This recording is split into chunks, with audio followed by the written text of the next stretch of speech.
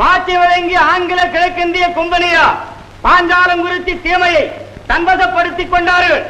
ஆனால் அவ்வூர் அரசரும் அவர்களது நீண்ட நாள் விரோதியுமான வீரபாண்டிய கட்டபொம்மன் தப்பி ஓடி தலைவரவாக திரிகிறான்.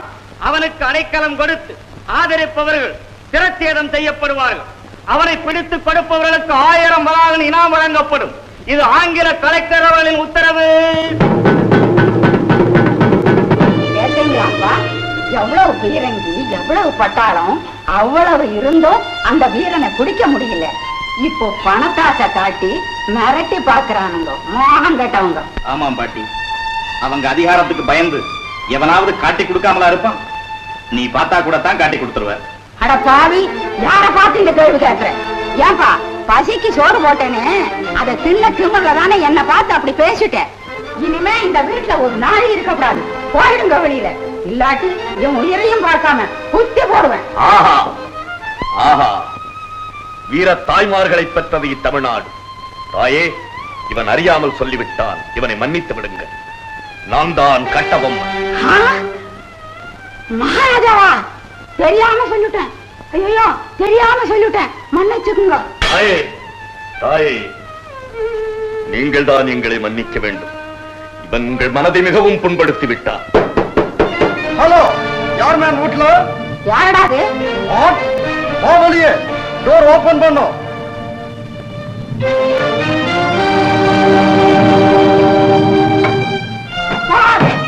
நாங்க கலெக்டர் சிப்பாயி கட்டபொம்மனை தேட ஆடா.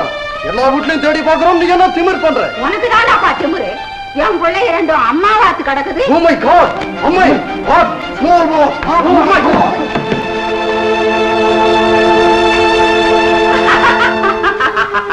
தாயே, மிக்க நன்றி தாயே. விடை கொடுங்கள், போய் வருகிறோம். நாங்கள் இங்கிருந்தால் உங்கள் உயிருக்கும் ஆபத்து வரும். என் உயிர் கிடக்குதுங்க. யார் கண்ணிலையும் படாம ஆயுசு பூரா இங்கே இருந்துருங்க மகாராஜா. நான் கஞ்சி ஊத்தி காப்பாத்துறேன்.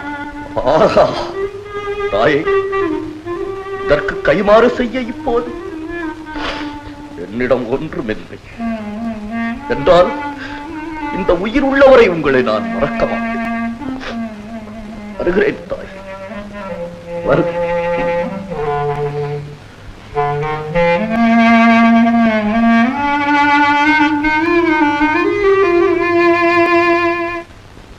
மதிப்பிற்குரிய புதுக்கோட்டை மன்னர் விஜய ரகுநாத தொண்டைமான் அவர்களுக்கு தெற்கு சீமை கலெக்டர் SR லூசிங்டன் எழுதுவது. தப்பி ஓடிய வீரபாண்டிய கட்டபொம்மனும் ஊமத்துறையும் உங்கள் ராஜ்ய எல்லைக்குள் மறைந்திருப்பதாக எனக்கு தகவல் வந்துள்ளது. உடனடியாக அவர்களை தேடி பிடித்து எங்கள் வசம் ஒப்படைக்க வேண்டுவது உங்கள் பொறுப்பு. என்ன, கட்டபொம்மனை நாம் பிடித்துக் கொடுப்பதா? உத்தமன், வீரன், நமது நண்பன், அவரை காட்டிக் கொடுப்பது எப்படி சாத்தியமாகும் மந்திரியாரே? மன்னா, நிலைமையை சற்று சிந்திக்க வேண்டும். மந்திரி தானாவதியை தூக்கிலிட்டு தலையை மட்டும் எடுத்து முச்சந்தையில் நட்டு வைத்திருக்கிறார்களாம். கொடுமை, பயங்கரமான கொடுமை. தங்களது பெரும் படைபலத்தால் மற்ற பாளையக்காரர்களை எல்லாம் அடியோடு ஒடுங்கச் செய்து விட்டார்களாம். நாம் அவர்களுக்கு ஒத்துழைக்காவிட்டால் நமக்கும் அதே கதி என்பதைத்தான் அவர்களது கடிதம் சூச்சகமாக அறிவிக்கிறது. காலம் கடந்த பிறகு நாமும் எதிர்த்து அழிவதால் யாருக்கு லாபம்? சரி, விதி செய்யும் வேலை என்று நினைத்து அவர்களை தேடி பிடித்து அனுப்ப செய்யுங்கள். சேனாதிபதி உத்தரவு.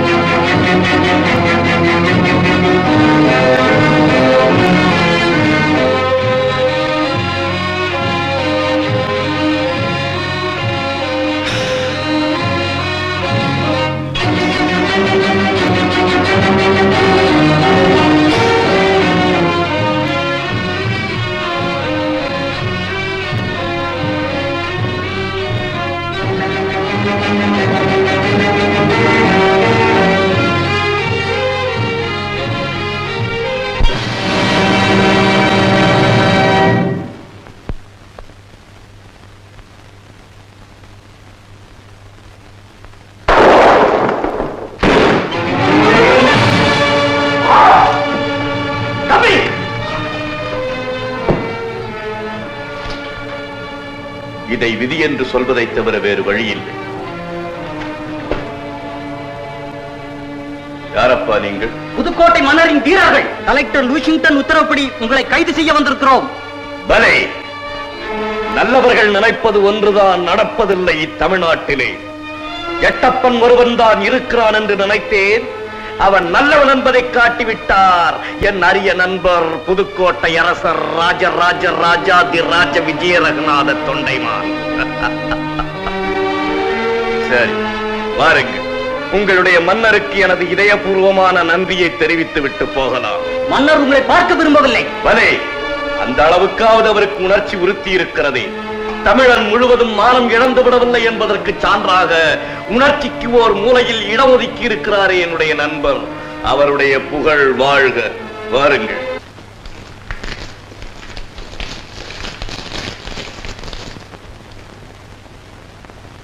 ஏன் நிற்கிறீர்கள்?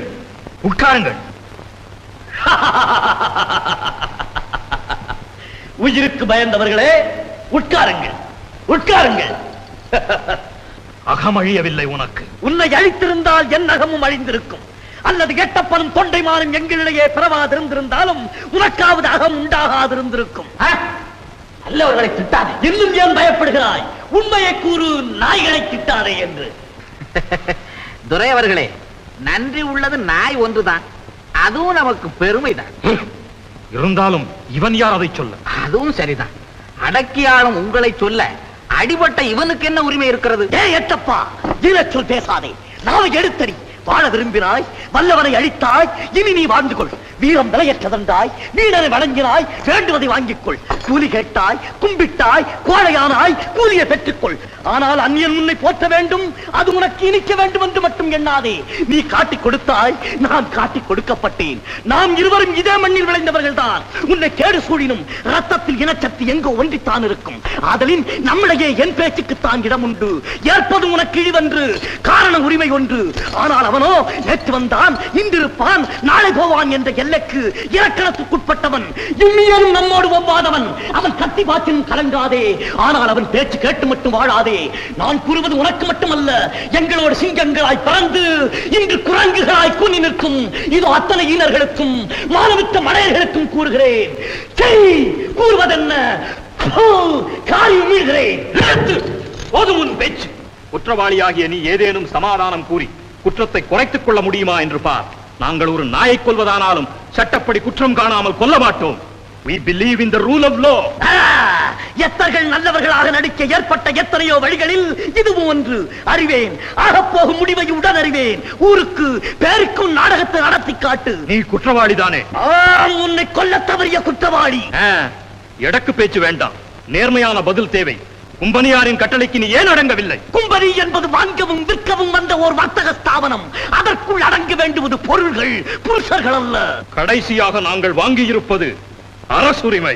உரிமையை வாங்குவதோ விற்பதோ எங்களுக்கு பழக்கமில்லை. எவனாவது விற்றிருந்தால் அவனிடம் போய் கேட்டிருக்க வேண்டும் இந்த கேள்வியை. நீ அவன்தான் ஆற்காட்டு நவாப். அவன் உங்களை கேட்க சொல்லுகிறான். அவனையே கேட்க சொல்லுகிறேன் நான் என்று நீ அவனிடமே போய் கே. மீண்டும் அடக்கு பேச்சு. அது என் கோபத்தை குத்துவதாகும். உணர்ச்சியுடையவனுக்குத்தான் கோபம் வரும். உனக்கு வருவதாக கூறுவது பொய். எடக்கு, மடக்கு, இருமாப்பு, ஏளனம் இத்தியாதி இத்தியாதி உனக்கு மிக மிக அதிகம். எல்லாம் உடன் பிறந்தவை. அது ஒடுக்கப்பட்டது. நடக்காது.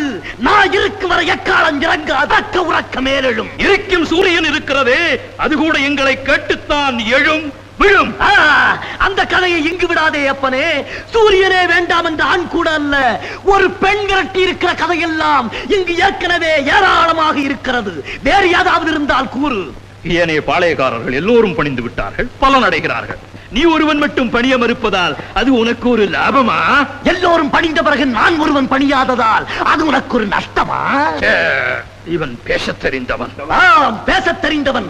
வெறும் பேச்சல்ல, மானத்தில் பாசம் உள்ளவன், வல்லவன், வாழ்வீசத் தெரிந்தவன்.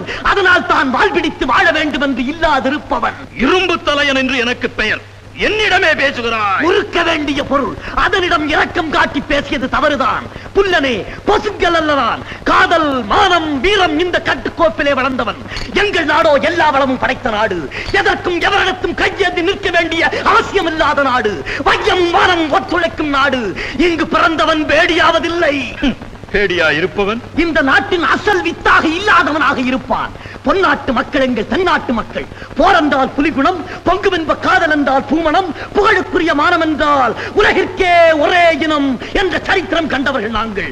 எங்களை அடக்கியால் ஆண்டவரும் எண்ணியதில்லை. விரும்பினால் அன்பை காட்டி நண்பர்களாய்த்தான் எங்களுடன் வந்து வாழ்ந்ததுண்டு. அந்த புண்ணிய பூமியிலே நாடு பிடிக்க வந்த நீங்கள் நறுவேஷம் கட்டி வாழையாற்றி நிற்கிறீர்கள். காலம் உங்களுக்கு கருணை காட்டினும் நல்லவர்கள் உங்கள் காலை பிடித்து வாழ மாட்டார்கள் என்பதை மட்டும் மனதில் நிறுத்திக்கொள். போதும் உன் புத்திமதி. மேலும் மேலும் குற்றங்களை கூடுதலாக்கிக் கொண்டே போகிறாய். நான் இப்பொழுதே தீர்ப்பு கூறப் போகிறேன். உயிரின் மீது ஆசை இருந்தால் உனக்காக ஒரு வினாடியை ஒதுக்குகிறேன். மன்னிப்பு கேட்டுக்கொள்.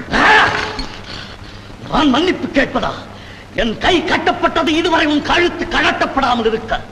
என் தாய் கேட்டிருக்க வேண்டுவதை அவள் தள்ளாத வயதிலும் பொல்லாத புலியாக உன் மீது பாய்ந்திருப்பாள். என் தம்பி கேட்டிருக்க வேண்டுவதை இந்நேரம் உன் பரங்கித்தலை உன் சீதளச்சீவையை நோக்கி பறந்தே போயிருக்கும். என் தமிழ் புலவன் மட்டும் இங்கு இருந்திருந்தால் அறம் பாடிய உன் ஆவியை கருக்கி இருப்பான். வீர தமிழ் குல பெண்மணி என் மனைவிக்கு மட்டும் இது புரிந்திருந்தால் இந்நேரம் உங்களுடன் தீப்பற்றி எரிந்திருக்கும்.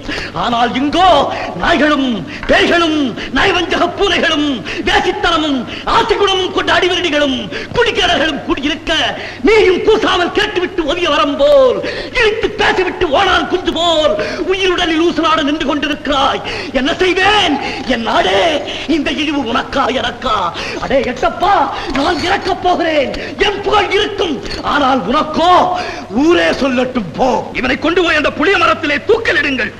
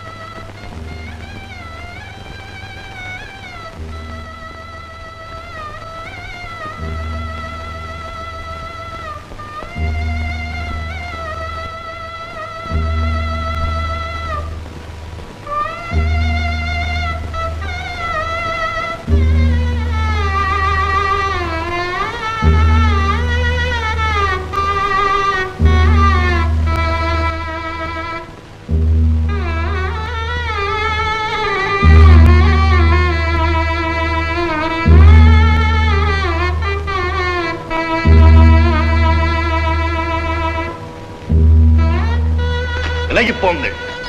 துணிந்தவனுக்கு தூக்கு மேடை பஞ்சுமெத்தை.